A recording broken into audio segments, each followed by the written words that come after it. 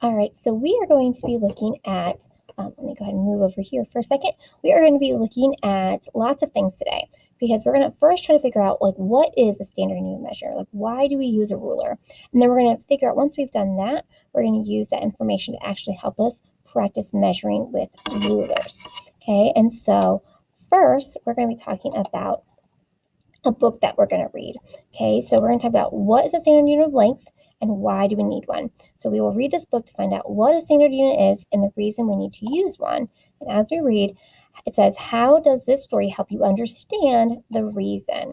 Right, so we're going to be thinking of this book, how big is a foot? Okay, and then here is the video that you can watch.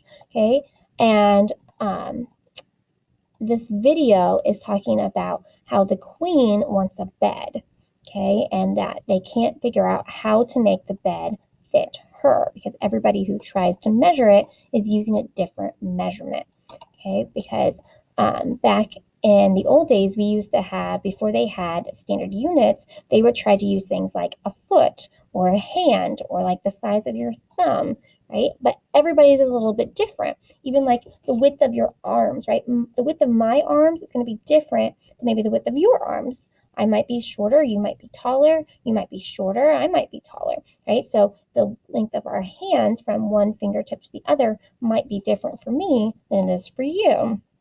So they decided this is a good idea when we didn't have something standard, but then they decided, you know what, we should come up with something better.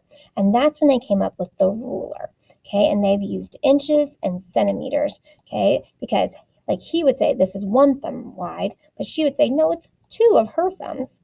Okay, but then once they use a ruler, he'll say, oh, this is 2 inches long. And then she agrees this is 2 inches long, right? Because they're using the same types of measurements, right? So that's what I want you guys to think about, because when we look here at different types of rulers, we're going to think, what is a standard unit of measure, and are there measurements, standards, and what items could I measure here?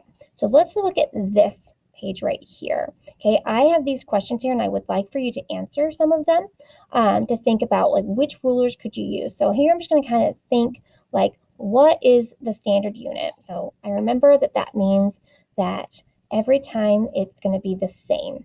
So when I look here, are these measurements standard? Well, here I can see like this looks about the same, but this does not look the same as that. And this is definitely smaller than this one. Okay, so these definitely are not standard. They're all different from each other. Here, it looks like it's about the same. It's 8, 9, 10. It's about the same distance in between. Even has like this little half line here. So that looks like it's probably standard. And here, this is all about the same. It looks about the same. Say 1, 1, 1, 1, 1. Okay, and here it looks all about the same as well. Okay, it says 0, 5, 10, 15, 20. I wonder how I would know, like if it was right here, like what number would that be? I wonder how that would work. So I want you to kind of go through these and think about like which ruler do you think would be the best ruler to use? I know which one I think would be the best. Which one do you think would be the best? And like also, if you use ruler 2 here, it looks like it's standard, but how would you use it to measure the length of the pencil? Like what would the measurement be for a pencil? And then third question says, which of these rulers could be used to make the most precise measurements? Like which one do you think would be the best if you were trying to figure out the closest measurement for it? Which one of these would you use? Okay, and then I want you to right here for this first part of the lesson to write down, why is it important to use the same unit as everyone else is using to measure things? So you're going to think, why is it important, and give an example of when that might be helpful. Okay, I'm going to pause here and then I'm going to come back in a minute and we're going to actually practice using with these standard units.